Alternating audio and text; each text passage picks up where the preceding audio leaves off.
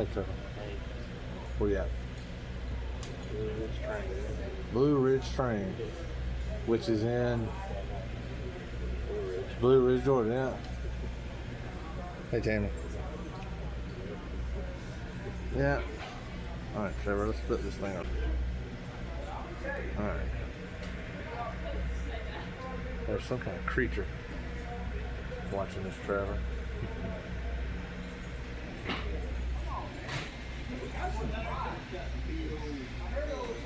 At least it's a good open air train.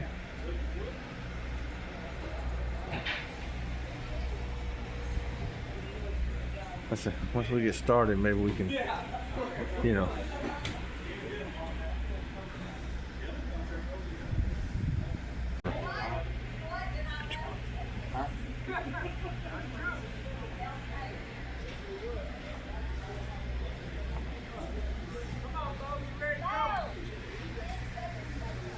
What do you think? First real train ride that ain't in a theme park. Hey, yeah, I see them pigeons, Trevor.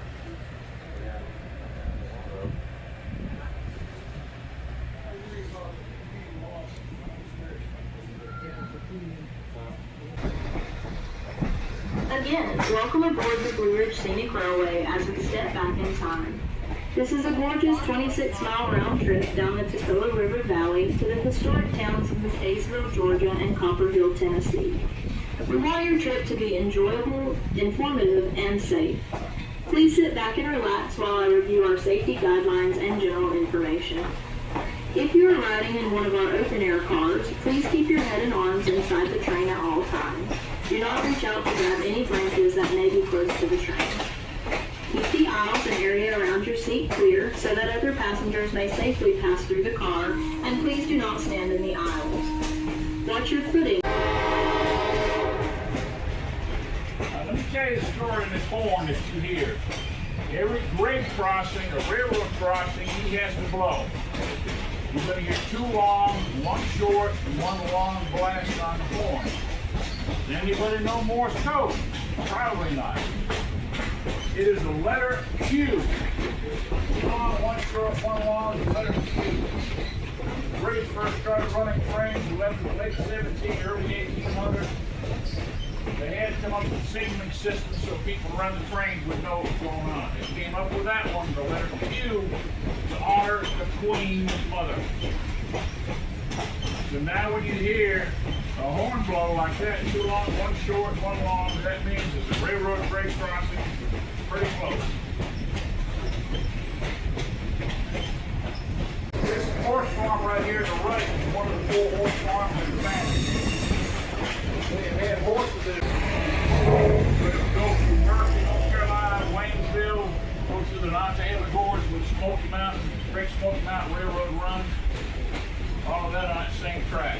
Put you in downtown Asheville, North Carolina.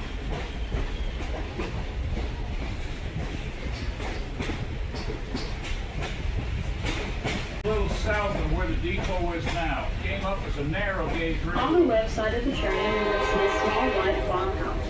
This is the Painter family farm. 11 children were born and raised in this home. Mr. Painter worked for the L&N Railroad at a starting pay of 50 cents per day in the mid-1930s. And think, never changed that. I can't compete with horn. So when it came up here, it was all part of the Reconstruction after the Civil War. It started out as a Marietta North Georgia Railroad. It stopped just south of where the depot is now. It was a narrow gauge, which means it was 2 foot wide. It's a whole lot easier to build a narrow gauge than it is a standard gauge. This is the rail that we're on now. This roadbed that we're on now came up through here in 1888. When the railroad first came up, it came up for the timber industry as well as the Tate Marble Company, which is in Tate, Georgia, about 12, 13 miles south of the depot. Before it expanded up here in 1888 up to Copper Hill, the only way they would get the copper out was by mule teams. Take it 4 days, round trip.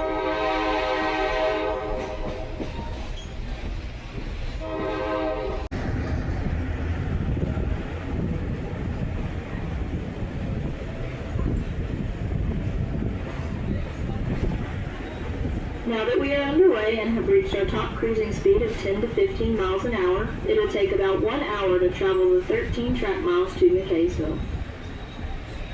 Blistering 12 to 15 miles an hour. Little creek, Trevor. Yeah,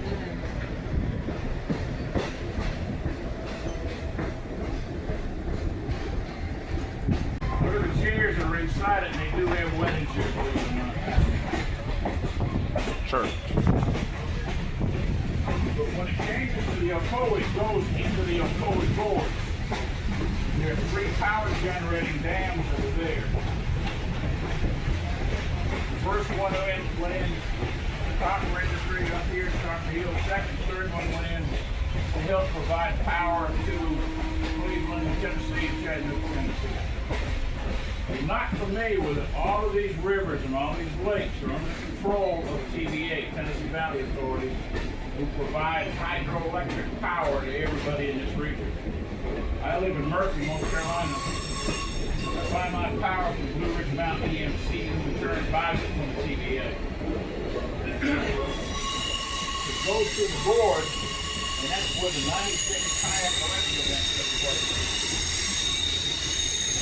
It comes out of the Alcoa board and changes to the Hiwassee River. The name changes. It goes to Little Tennessee, Big Tennessee, the Ohio, and Mississippi. In theory, if you put a rubber duck in here, it did not need 3 months.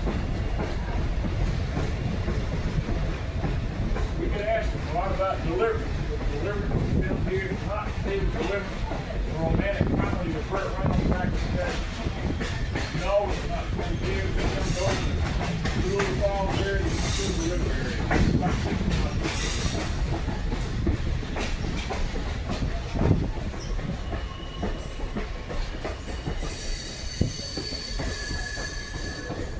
Most of the homes you're going to see on this side of the river, a lot on the other side as well, are west of the VRBO. You can look at it and pretty much see it for your year-round resident.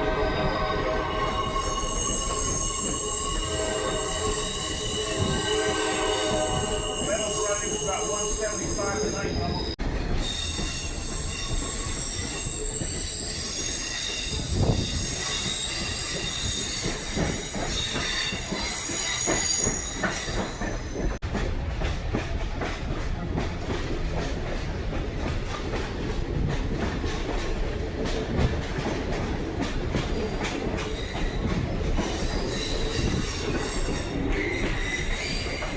Thank you.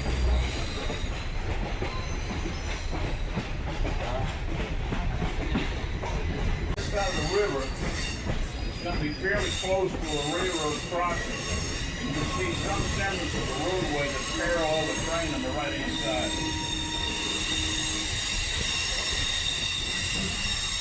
So they can get on the train quickly, but not quickly. Get on the train.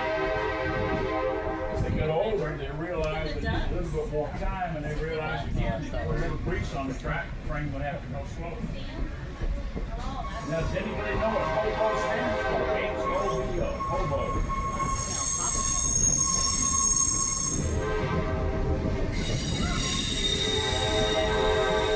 Homeward bound.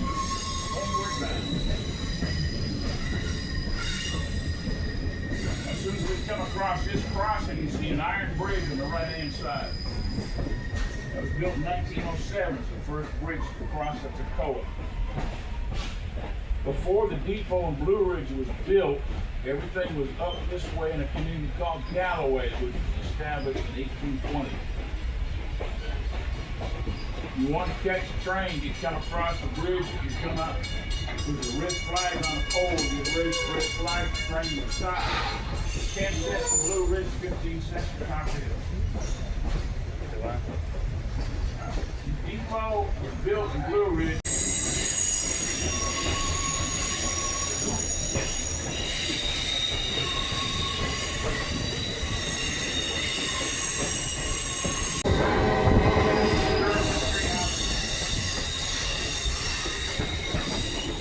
This area, round house on the right-hand side.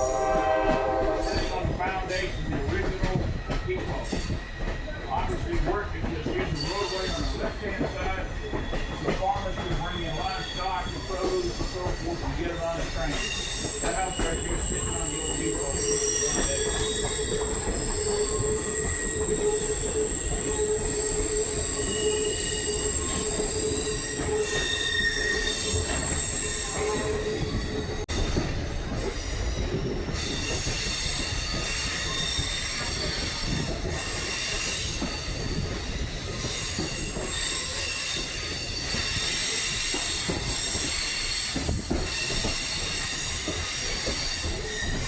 Houses up here on the mountainside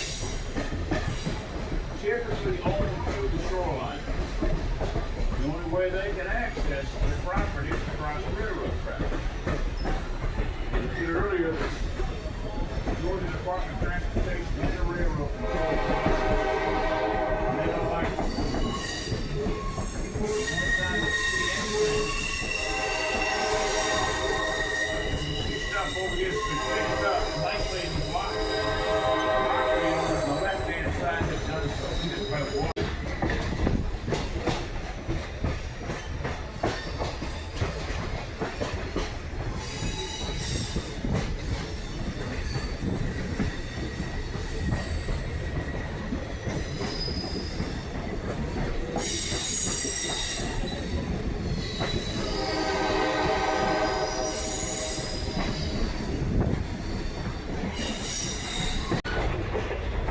Guy owns a brewery.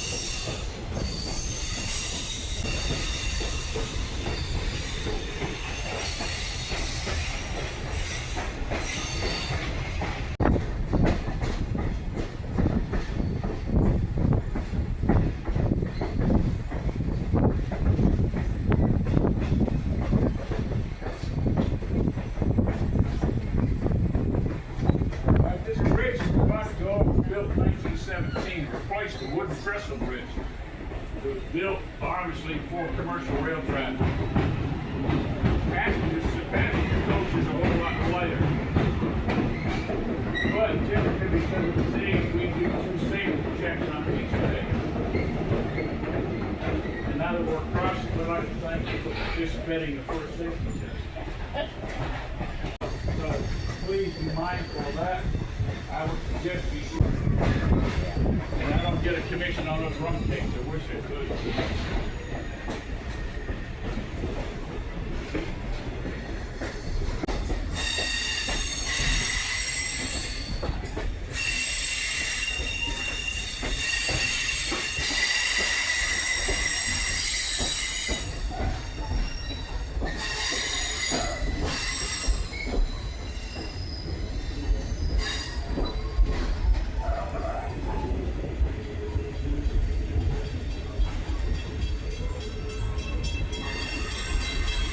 The police departments have asked that you please use the crosswalks. We invite you to visit our gift shop in McKaysville to the pavilion and sells Blue Ridge. All right, well we're back. All right, we'll start over another one. Say bye, Trevor.